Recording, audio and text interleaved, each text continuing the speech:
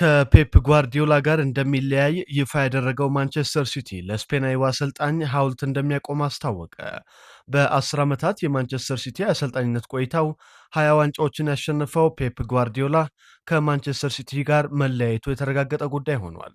ማንቸስተር ሲቲም ለስፔናዊው አሰልጣኝ ውለታ ከኢቲሃድ ስታዲየም ውጪ ሐውልት እንደሚያቆም አስታውቋል። በተጨማሪም በኢቲሃድ ስታዲየም ሰሜን በኩል የሚገኘው የመቀመጫ ክፍል ዘ ፔፕ ጓርዲዮላ ስታንድ ተብሎ እንደሚሰየም ተገልጿል። በማንቸስተር ሲቲ ታሪክ እጅግ ስኬታማ የሆነው አሰልጣኝ ፔፕ ጓርዲዮላ በቀጣይ የሲቲ ፉትቦል ግሩፕ አምባሳደር በመሆን በአማካሪነት እንዲሰራ ኃላፊነት ተሰጥቶታል። በማንቸስተር ሲቲ የፔፕ ጓርዲዮላ ረዳት የነበሩት አሰልጣኝ ፔፕ ሊያንደርስም ክለቡን እንደሚለቁ ይፋ ሆኗል። አሰልጣኝ አልቫሮ አርቤሎዋ ከሪያል ማድሪድ ጋር እንደሚለያይ አስታወቀ። የ43 ዓመቱ ስፔናዊ የአሰልጣኝ ዣቢ አሎንሶን ስንብት ተከትሎ ጥር ወር ላይ ከሪያል ማድሪድ ካስቲያ ወደ ዋናው ቡድን አድጎ ሎስ ብላንኮስን ሲያሰለጥን ቆይቷል። አልቫሮ አርቤሎዋ ከዘንድሮ የውድድር ዘመን በኋላ ከሪያል ማድሪድ ጋር እንደማይቀጥል አረጋግጧል። ሪያል ማድሪድ የቀድሞ አሰልጣኙን ጆዜ ሞሪኒሆን በድጋሚ ለመቅጠር መስማማቱን ተገልጿል። በአሰልጣኝ አልቫሮ አርቤሎዋ የመጨረሻ ጨዋታ በስፔን ላሊጋ 38ኛ ሳምንት ሪያል ማድሪድ ዛሬ ምሽት 4 ሰዓት አትሌቲክ ቢልባኦን በሜዳው ያስተናግዳል።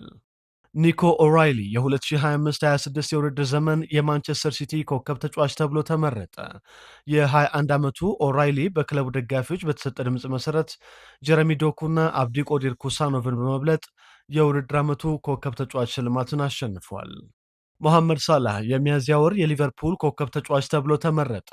ግብፃዊ ኮከብ በሚያዝያ ወር በመርሲሳይድ ደርቢ ኤቨርተን ላይና ፉልሃም ላይ ጎል አስቆጥሯል።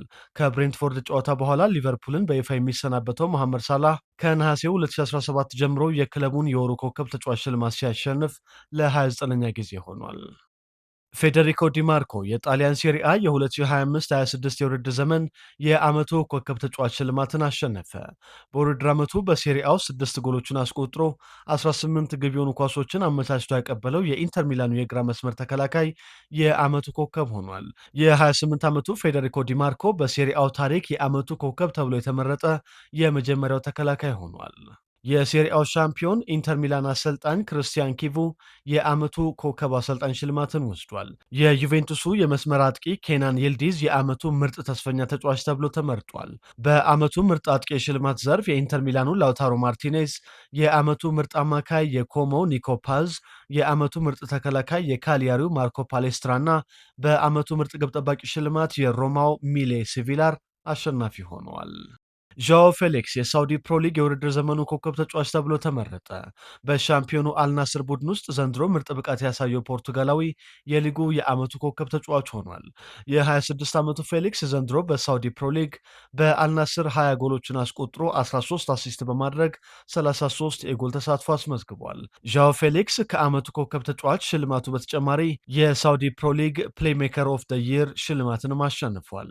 አልናስርን ሻምፒዮን ባደረጉ ማግስት ክለቡን እንደሚለቁ ያስታወቁት ፖርቱጋላዊው ጆርጌ ጄሱስ የሳውዲ ፕሮ ሊግ የዓመቱ ኮከብ አሰልጣኝ ሽልማትን ወስደዋል። የአልአህሊው ኤድዋርዶ ሜንዲ የዓመቱ ምርጥ ግብ ጠባቂ ሆኗል። ሴኔጋላዊ ግብ ጠባቂ ዘንድሮ 14 ክሊንሽት አስመዝግቧል። የአልቃዲሲያ አጥቂ ሁሊያን ኮኖኔስ በ33 ጎሎች የውድድር ዓመቱ የሳውዲ ፕሮ ሊግ ከፍተኛ ጎል አስቆጣሪ ተሸላሚ ተጫዋች ሆኗል። ዴቪድ አላባ ከሪያል ማድሪድ ጋር እንደሚለያይ ይፋ ሆነ። የ33 ዓመቱ ኦስትሪያዊ በ5 ዓመታት 131 ጨዋታዎችን ለሪያል ማድሪድ አከናውኖ ክለቡን እንደሚለቅ ታውቋል። ሪያል ማድሪድ ዛሬ ከአትሌቲክ ቢልባኦ ጋር በሚያደርገው የላሊጋ የመጨረሻ ጨዋታ ላይ ዴቪድ አላባ ክለቡን በይፋ ይሰናበታል። የቀድሞው የቼልሲ ተጫዋች ሴዛር አዝፒሊኬታ ጫማ መስቀሉን አስታወቀ። ስፔናዊ ተከላካይ በ36 ዓመቱ ከፕሮፌሽናል እግር ኳስ ተጫዋችነት ራሱን ማግለሉን ይፋ አድርጓል። በኦሳሱና፣ ኦሊምፒክ ደ ማርሴይ፣ ቼልሲ እና አትሌቲኮ ማድሪድ እንዲሁም በስፔን ብሔራዊ ቡድን ተጫውቶ ያሳለፈው አዝፒሊኬታ በተጫዋችነት ዘመኑ በአጠቃላይ 12 ዋንጫዎችን አሸንፏል። የቀድሞው የባርሰሎና ኮከብ አንድሬስ ኢኒየስታ በአሰልጣኝነት የመጀመሪያ ኃላፊነቱን ተረከበ። የ42 ዓመቱ ስፔናዊ በዩናይትድ አረብ ኤምሬትስ ዱባይ ከ7 ዓመታት በፊት የተመሰረተውን የሁለተኛ ዲቪዚዮኑ ክለብ ገልፍ ዩናይትድን ለማሰልጠን ተስማምቷል። ማንቸስተር ዩናይትድ የአታላንታውን አማካይ ኤደርሰንን ለማስፈረም ድርድር ላይ መሆኑ ተገለጸ። አሰልጣኝ ማይክል ካሪክን በቋሚነት የሾመው ማንቸስተር ዩናይትድ የ25 ዓመቱን ብራዚላዊ ለማስፈረም ጠንካራ ድርድር እያደረገ ስለመሆኑ ተዘግቧል። በአታላንታ እስከ 2027 ውል ያለው ኤደርሰንን ለማስፈረም ዩናይትድ እስከ 40 ሚሊዮን ዩሮ ወጪ ሊያደርግ ይችላል ተብሏል። በጣሊያን ሴሪአ ትላንት ምሽት ከፊዮረንቲና ጋር 1-1 የተለያየው አታላንታ አሰልጣኝ ራፋኤሌ ፓላዲኖ ኤደርሰንን ሳያጫውቱት በመቅረታቸው ከጋዜጠኞች ጥያቄ ቀርቦላቸው ኤደርሰን ዛሬ ያልተጫወተው ከአንድ የውጭ ሀገር ትልቅ ክለብ ጋር በዝውውር ላይ ድርድር ላይ በመሆኑ ነው ብለዋል። ሎንስ የኩፕ ደ ፍራንስ ዋንጫን ለመጀመሪያ ጊዜ አሸነፈ። በፈረንሳይ ሊግ ዘንድሮ ፓሪስ ሰን ጀርመን ለዋንጫ የተፎካከረው ሎንስ በኩፕ ደ ፍራንስ የፍጻሜ ጨዋታ ኒስን 3-1 አሸንፏል። በ120 ዓመታት የክለቡ ታሪክ ሎንስ የፈረንሳይ ዋንጫን ሲያሸንፍ ለመጀመሪያ ጊዜ ሲሆን ድሉ የክለቡን የ27 ዓመታት የዋንጫ ረሃብ ያስታገሰ ሆኗል። በአሰልጣኝ ፒየር ሳዥ የሚሰለጥነው ሎንስ የክለቡ በጀት በፈረንሳይ አስረኛው ሲሆን ዘንድሮ በሊጉ ሁለተኛ ደረጃን ይዘው ሲጨርሱ ከ24 ዓመታት በኋላ ለመጀመሪያ ጊዜ ሆኗል። የአንድሬ ኦናና ቡድን ትራብዞንስፖር የተርኪሽ ካፕ አሸናፊ ሆነ። ትራብዞንስፖር በፍጻሜው ጨዋታ ኮንያስፖርን 2-1 አሸንፏል።